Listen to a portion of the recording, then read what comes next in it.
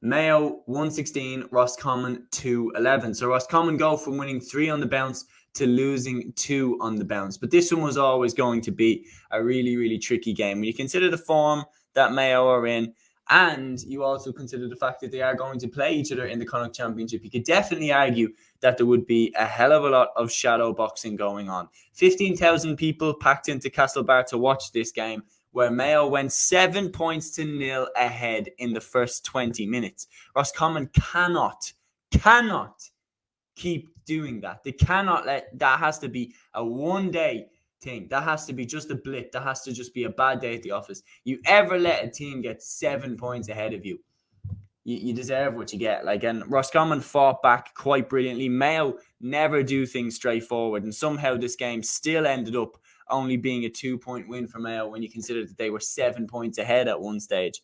Tommy Conroy was the one who hit the first point. James Carr got one to make it 3-0, and Fionn McDonough got one to make it 6-0. Those were the standout points in that 7-point blitz.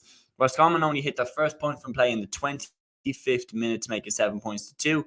And then in the second half, one of the scorers of the game, Cillian O'Connor, hit a beauty to make it 10-5. Enda Smith hit 2 to respond to that one. And then a terrible mix-up in a Roscommon defence led to Jack Carney scoring probably the easiest goal he will ever score to make it 112 to 8 points. And once again, Mayo were 7 points ahead early in the second half. However, this is when Roscommon took over. Enda Smith hit a beautiful goal to make it 112 to 19. Mayo missed a goal chance with Ryan O'Donoghue hand-passing it across the goal, and the palmed effort hit the bar.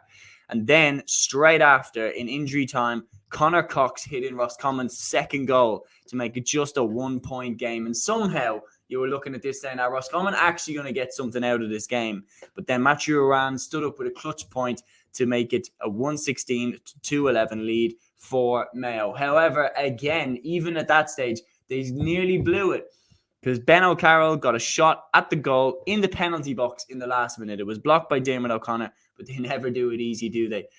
Pure entertainment, but at the same time, McStay will be looking for that ruthless streak that Mayo haven't really had over the last while.